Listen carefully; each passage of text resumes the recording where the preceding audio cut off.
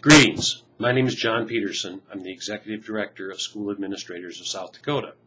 I'd like to share some information with you that has taken place since our last podcast, which was a few weeks ago. I'll start out, with a very serious comment, and that is most of you are probably aware that Terry Mathis passed away on Monday, November 9th. Terry was a longtime administrator in Ethan, South Dakota. Terry was also the principal there, did some coaching, very active in his community, and Terry passed away. Terry's funeral will be this Saturday, November 15th at 11 o'clock in the gymnasium in Ethan. Terry and your family, you're certainly in our thoughts and in our prayers. Sharing information that took place this week. The South Dakota Board of Trustees, the South Dakota Retirement System, met this week.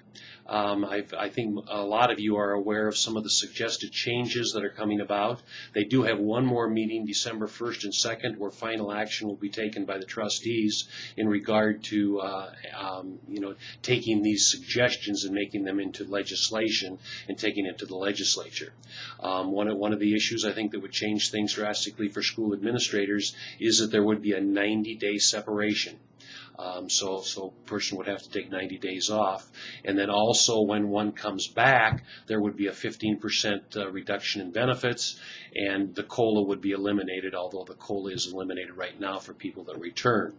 Also, the employer's 6%. Right now it's 6% from the employer and 6% from the employee. The employer's 6% would go to the South Dakota Retirement System, and the employee would never get that back.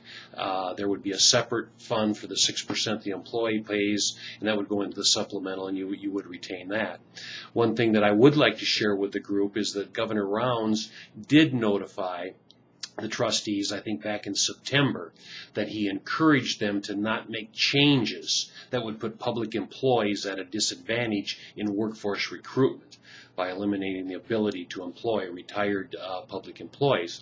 And that's certainly our issue. I mean, we think that in education there's a shortage the way it is, and to put some of this in, I think would have a serious impact on the pool of applicants. Last week, I attended Systems Change. It was in Sioux Falls, November 4th, 5th, and 6th. Very interesting speakers. Barbara Colarusso was an interesting lady. She's written some books.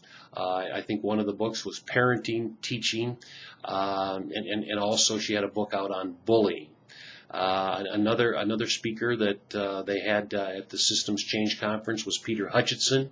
Peter is the president of the Bush Foundation. Prior to that, he was a school superintendent. He was very informative. He started out with 10 lessons that he'd learned in life, and I couldn't help but remember one of them. And what he said is, when you have to make a tough decision, it doesn't matter what you decide because you're wrong. And that brought back old memories. And he said, do the right thing. When you make those really tough decisions, you're going to have people that are going to disagree with you. So do what you think is right, especially what's right for kids. Also, I can't leave out our own, and that is Tom Oster, the Secretary of Education. Tom also spoke. Tom reminded us once again, unfortunately, that it'll be a financial challenge this year with legislation. He was also brave enough, I think, to talk a little bit about the possibility of discussion taking place in regards to continuing contract or tenure. He brought up a little bit on differentiated pay and other very interesting topics. Several mini sessions were held at the Systems Change Conference, and several SASD members were involved. Some of them were Misi High Street, put on a mini session. Tim Mitchell was there. Kelly Gloat put on a mini session, him and some of his staff. Lance Whitty from Wessington Springs. Angie Kopang with North Central.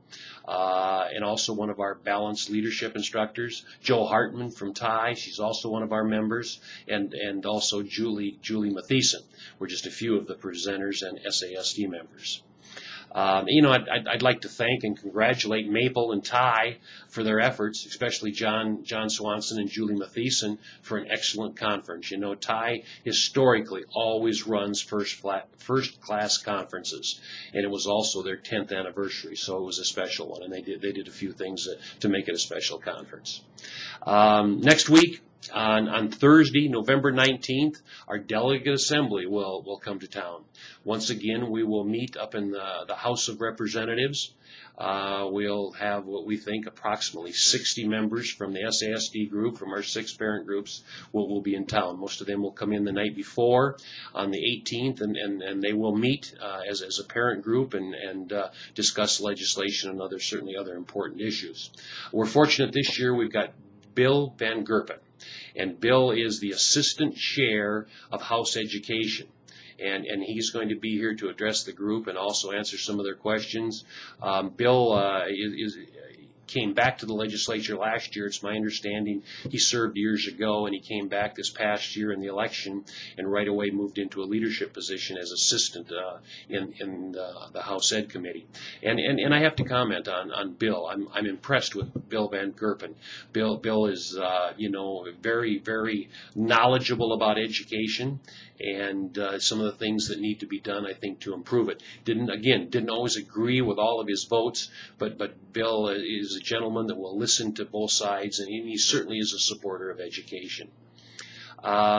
Just a reminder that Associated School Boards, they are going to be hosting a governor's candidate forum at the Ramkota. It's going to be on the evening of November 20th. Senator Knutson and candidate Canupi and candidate Munsterman will represent the Republicans there. Lieutenant Governor Dugard cannot make it. It's my understanding he has a commitment elsewhere. And then also Senator Heidelprim will be there for the Democrats. So that's going to be an interesting forum, and I would encourage any of you to attend if you've got the time here in Pierre on the 20th.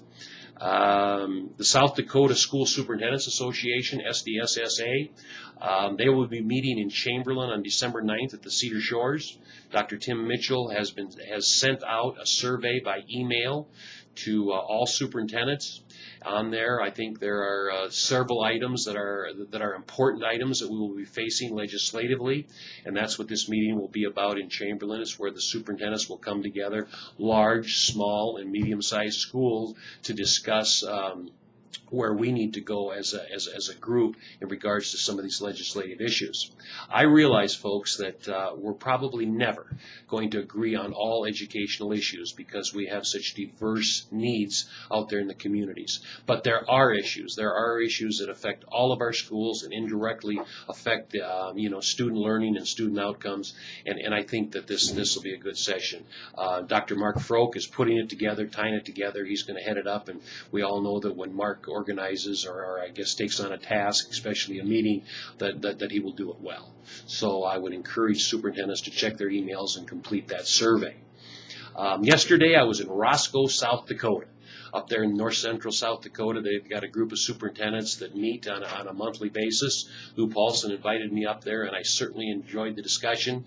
Talked a lot about legislation, talked a lot about some of the other issues that are facing those schools up there, and I appreciate their invitation.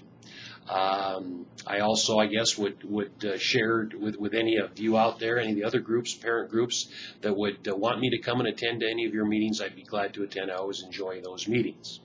So, this concludes podcast number 3. We appreciate your membership and interest in our organization.